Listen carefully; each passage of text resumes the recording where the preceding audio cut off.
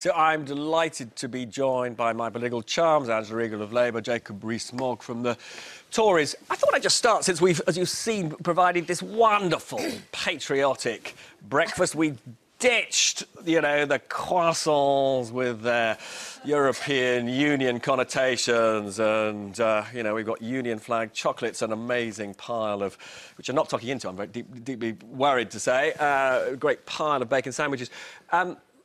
Jacob, when you heard Andrea Leadsom say that people like me have to be more patriotic in our coverage, what did you think? Well, I thought you should have started your programme with a rendition of Land and Hope and Glory, then we should have stood up for the national anthem, and you've wonderfully given us a patriotic breakfast. I think you're getting into the spirit of things. This is admirable. The BBC could learn from you. This does feel slightly like the spirit of the People's Republic of China, doesn't it, Angela, rather than the great British tradition? Yes, I think we can all want there to be a good deal because our prosperity as a country relies on it, but that doesn't mean that our broadcasters have to be uncritical of what's going on when it's going on. You've got a job to do, and that doesn't mean you're unpatriotic. I mean, you spend all your time trying to hold power to account, Jacob. That's what we should do, isn't it? I mean, patriotism doesn't enter into it. I agree with that. I think there is an issue, actually, for the BBC. I happen to think the BBC was incredibly good during the referendum campaign and tried very hard, in spite of the fact that most people there were for Remain, to be impartial, and I think they succeeded in that. But I do think the BBC has a strong tone of Remonerism, and that is an issue. Do you detect that, Angela? No, I don't, and I actually object to this phrase Remonerism or Remoners.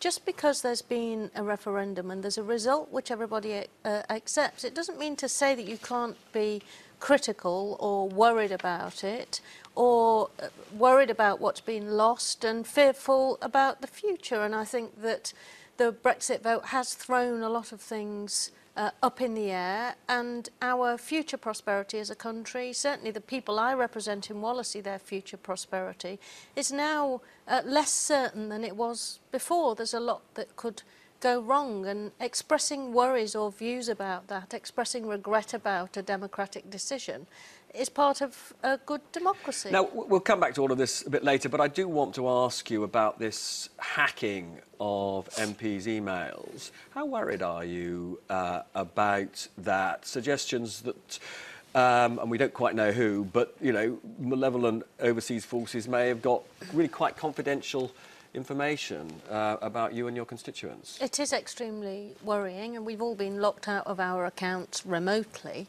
And we know that various state actors over the last period have mounted cyber attacks on parliamentary systems. I just hope that they've been able to protect that confidentiality.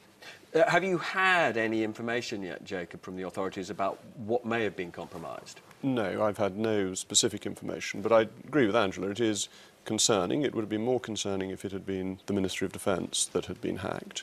The information could be embarrassing and awkward that's released, but it won't affect national security.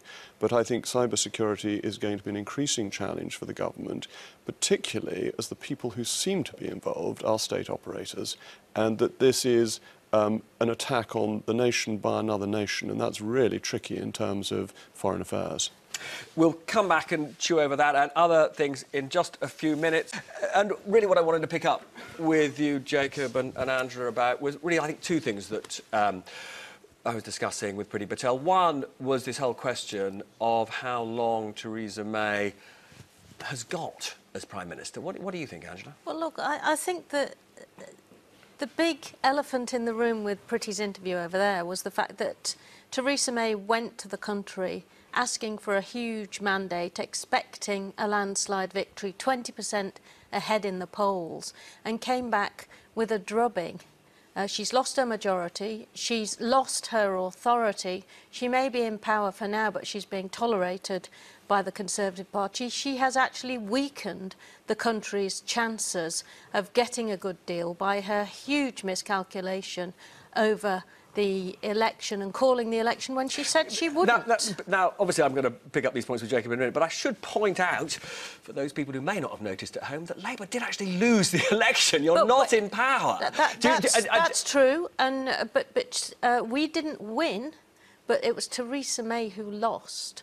And she went to the country asking for a huge mandate to have a hard Brexit, and she didn't get it. She was actually humiliated. And that is a problem, isn't it, Jacob, that her negotiating position was weakened by the election? Well, I think all this is hugely overstated. Is it? Yes. Mrs. Why? May won the highest vote share of a Conservative No, Party. But this is really important because why is it? We get an exaggerated response to an election result that was not good for the Conservatives, but was not a disaster. The highest vote share since 1983, more votes than Tony Blair got in 1997. So, but you don't have a majority in Parliament. That's absolutely right. So I'm not.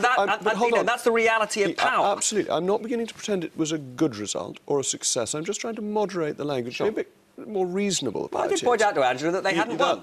That's right. The Labour Party lost an election for the third time running. The Conservative Party's position went down a bit. Mrs. May remains the Prime Minister in the normal constitutional way. Assuming she commands a majority in the House of Commons, she has all the authority in all normal respects of any Prime Minister. Legislation may be more contentious, but all the executive powers of the Prime Minister rest with Mrs. May. And are European... But the fundamental problem is related to Brexit. She went to the country trying to reinforce her negotiating position, and there is no question, Jacob, I mean, you know, you're not naive about this.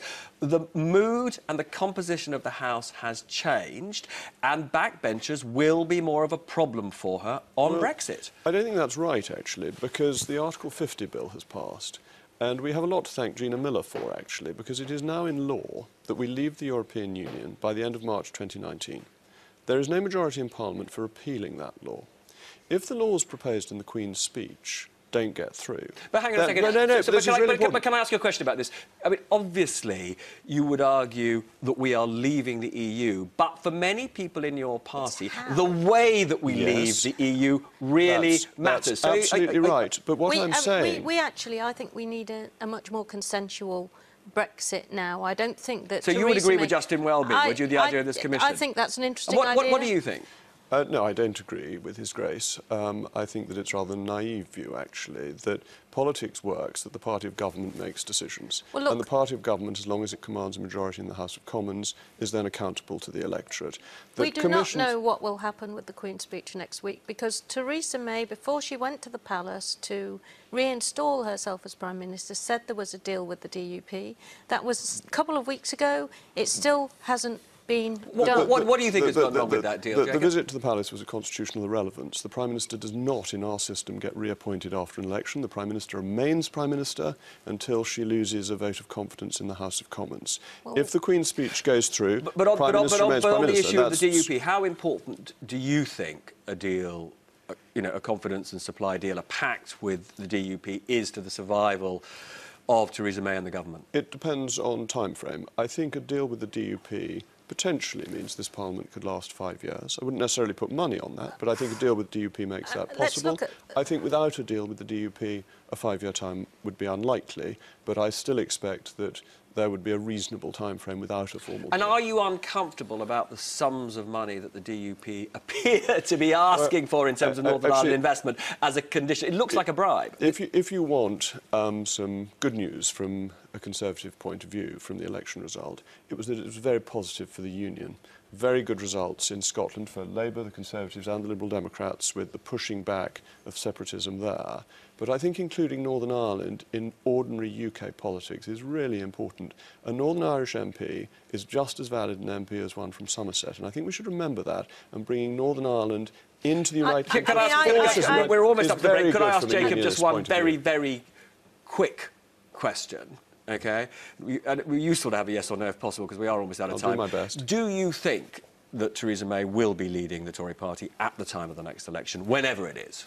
Yes. You do genuinely think that? I think she will, because there is no desire to have a change. And all this stuff in the Sunday papers is folderol. Why is it there then, Jacob? It's been put there by the leadership contenders that are in the Tory party trying to knock off your current Prime Minister. There are lots of ambitious people in all political parties who like to speculate about their chance. But let me tell you that lots of people, of course, have conversations about the disappointment of the election result and a feeling that this didn't go well, and a recognition that the person at the top has to take responsibility Things for are that. changing. I think things are changing. I just need to complete, because the conversations then quickly. end by saying we've got to hold on to her, and that's what Conservative MPs are saying in the Not what tea rooms Conservative and throughout MPs are saying Parliament. to me, but there we go. Exactly. We're obviously talking to different people.